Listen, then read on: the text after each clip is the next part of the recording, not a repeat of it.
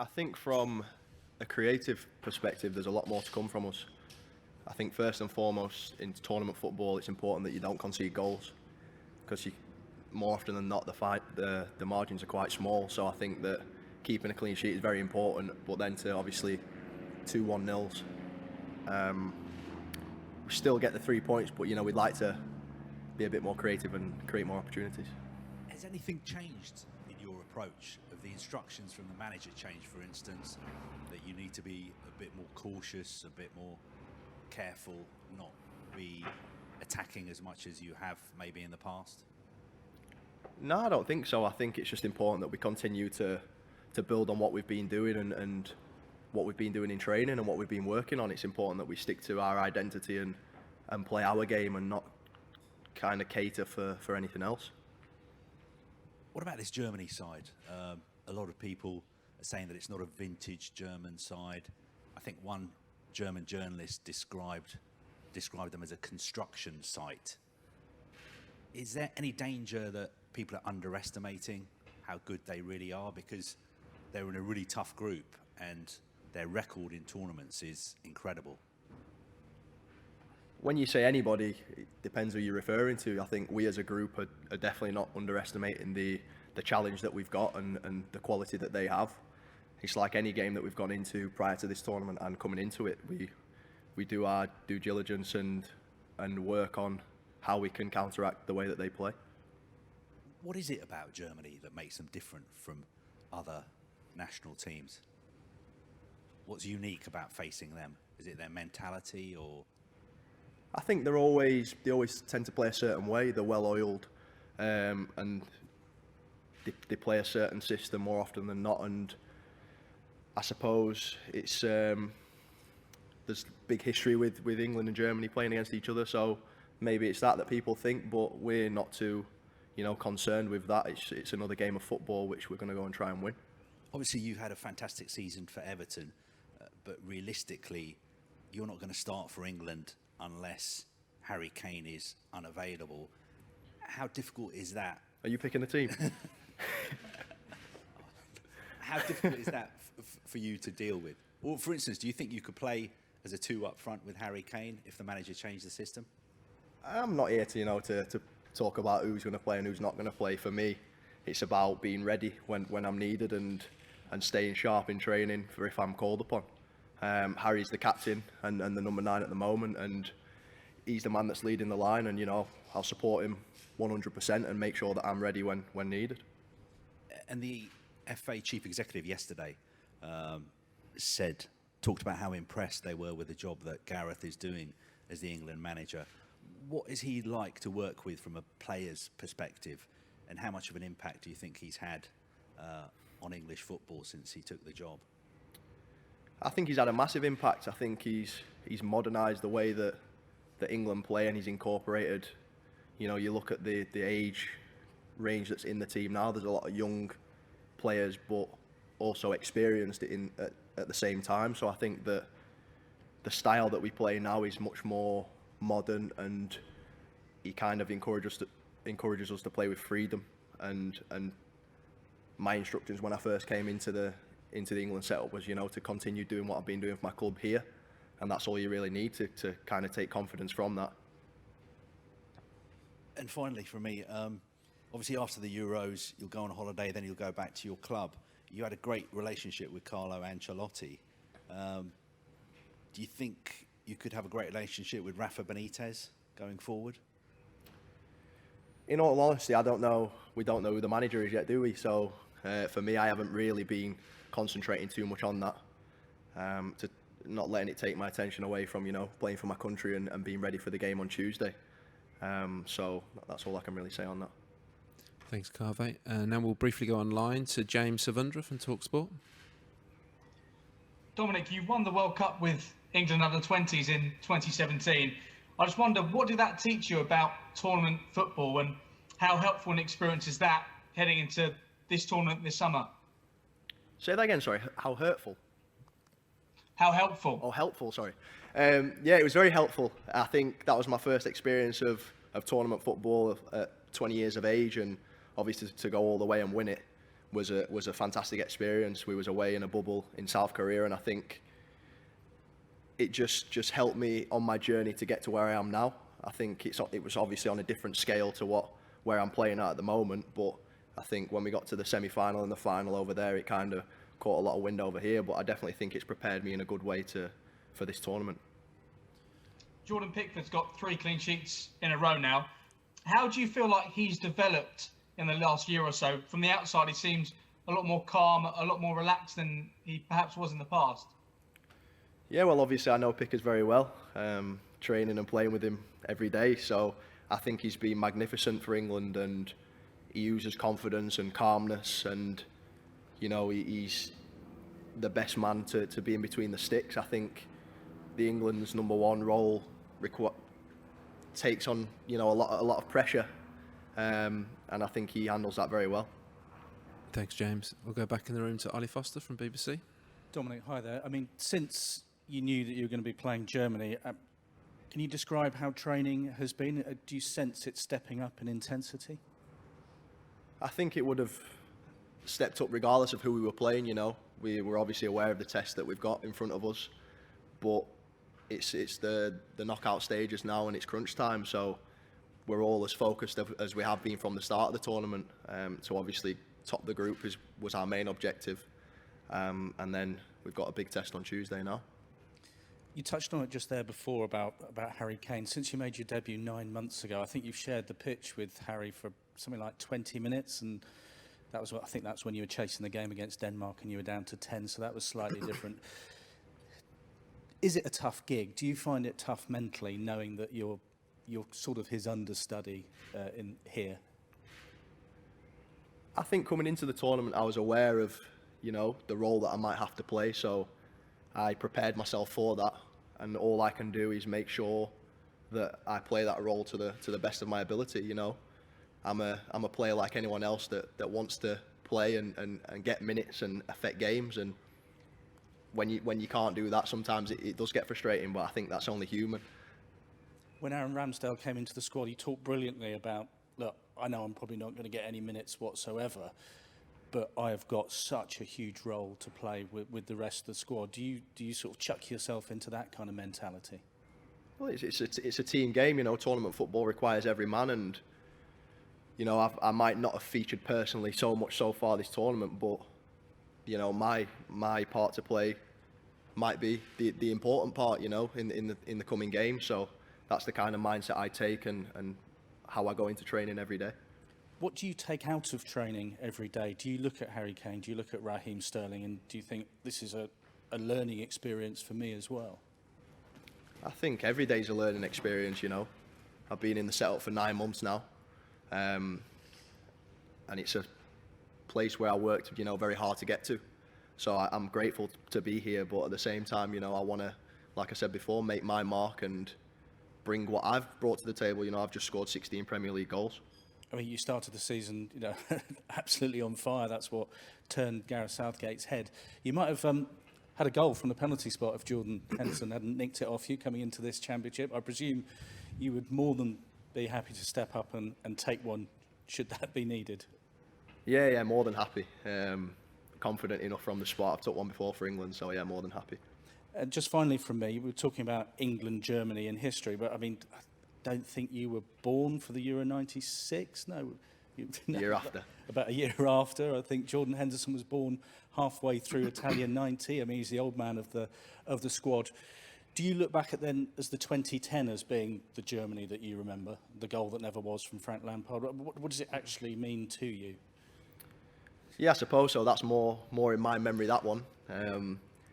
But for me, I guess it's kind of, it's not as personal as, perhaps someone of your age. For me, I'm just looking forward to the test and looking forward to, writing our own history. You did guess my age. I was behind the goal at Euro 96. Working, I wasn't even a kid. Thank you very much. Thanks, Ollie. We'll jump back online to Matt Reed from Kick Magazine. Hi, Dom.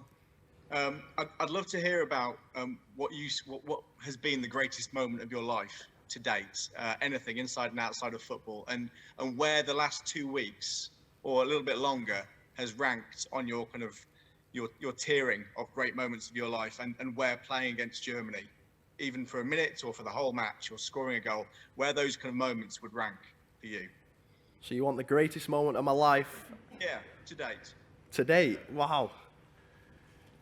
When my mum got married, that was a pretty special day.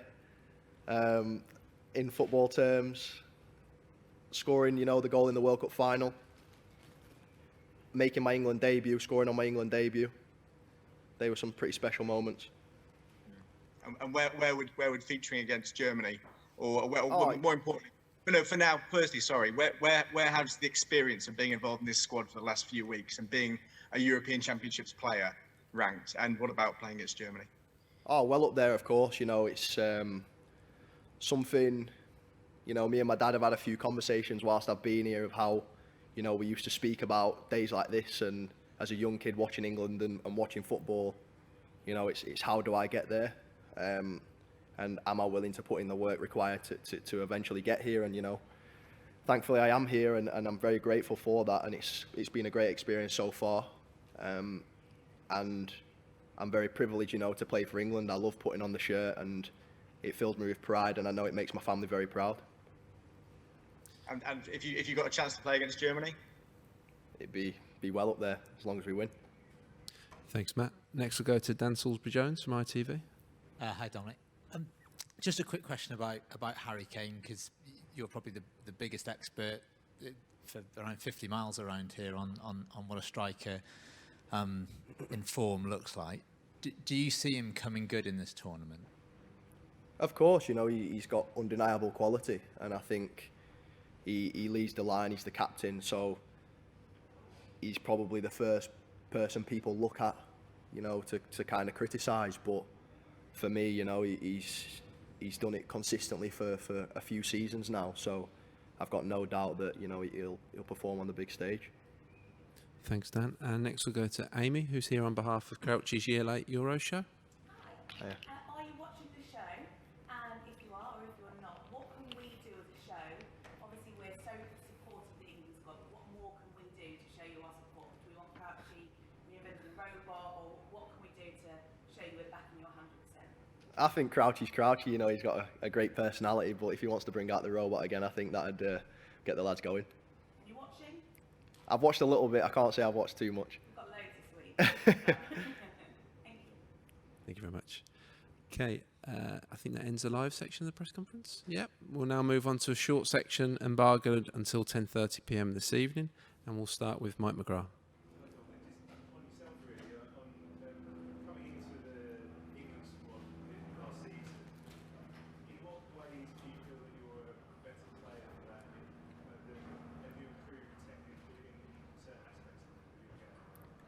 Yeah, I think international football, particularly tactically, is a different kettle of fish, to club football. So that was the first thing I noticed, that playing for England, you've got to be more concentrated off the ball as well, and kind of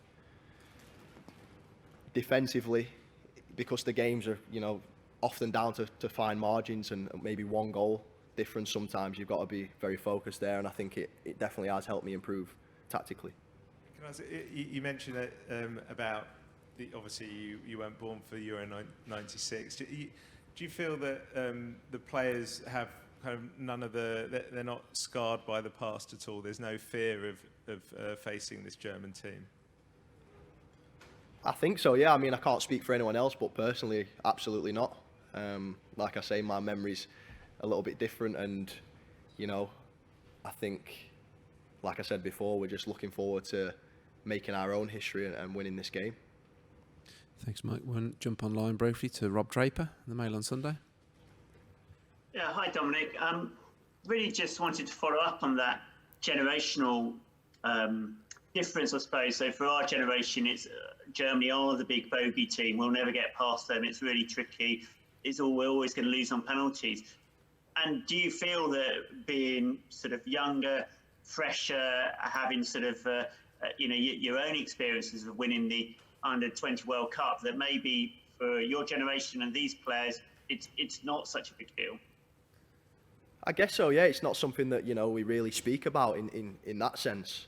I think it's quite a young squad, so it's not really in memory in that sense. So how could we then, you know, kind of lose sleep over something like that? It's we kind of looking forward. I feel like this is a group that looks forward, and we're kind of looking to make a difference in what's been already. So for me, I think that, speaking for the rest of the lads, it's not something we really give too much thought to. And just to follow up on that, a lot of you have won trophies with England in the age groups before, or certainly a good few of you, haven't you? And what difference does that make, winning an England shirt? Your experience is more about winning tournaments than going out. Yeah, I think obviously the World Cup and having that experience of winning, that winning feeling. I think that I had the 21s tournament a couple of summers later, and that didn't go quite the same. So I've experienced it on both hands. But to experience winning is a special feeling.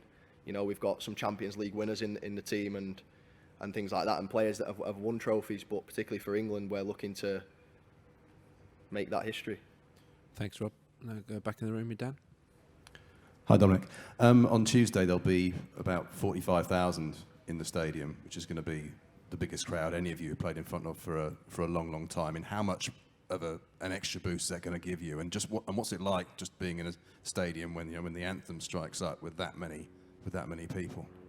It's an unbelievable feeling. I think my first experience, obviously playing for England with fans, was in the friendly up in Middlesbrough, and that was the first time I heard the national anthem as a player and got to sing the national anthem as a player with fans in the stadium, and it gave me goosebumps. So to be playing in the Euros now, every time the national anthem is sung, I think I'm not sure how many fans have been in the stadium prior to this, but like you say, 40-odd thousand are going to be in there, and it's going to make a massive difference. I think it gives you that extra boost, and it's just a very proud moment.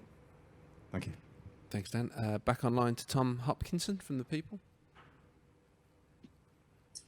Hello, Dominic. Thanks for your time. When you're in the bubble and away at a tournament like this, how difficult is it not to keep yourself in there and not to listen to speculation that might be going on about your future? How difficult is it not to, go online or chat to friends about it? It's quite easy. Just don't go on my phone. That's what I tend to do really now. I think it's. I'm focused now, and I'm focused on training and working hard, and like I say, being ready to make an impact on this tournament. What my future holds and what people speculate about is not my concern at this moment in time. Thanks, Tom. Next, we'll go to Simon Peach of Press Association.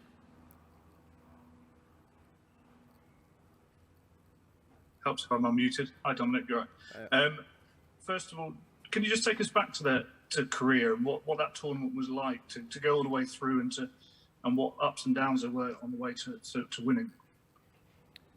Yeah, it was a very unique experience being obviously on the other side of the world. It's very much a bubble that you're in, and because it was different time zones, not being able to speak to my family as much and things like that. They were some of the toughest things, obviously being 19, 20 at the time, that I had to deal with. But I think because we were winning games and we had that inner feeling and inner belief that we could go all the way, that kind of carried us all the way through.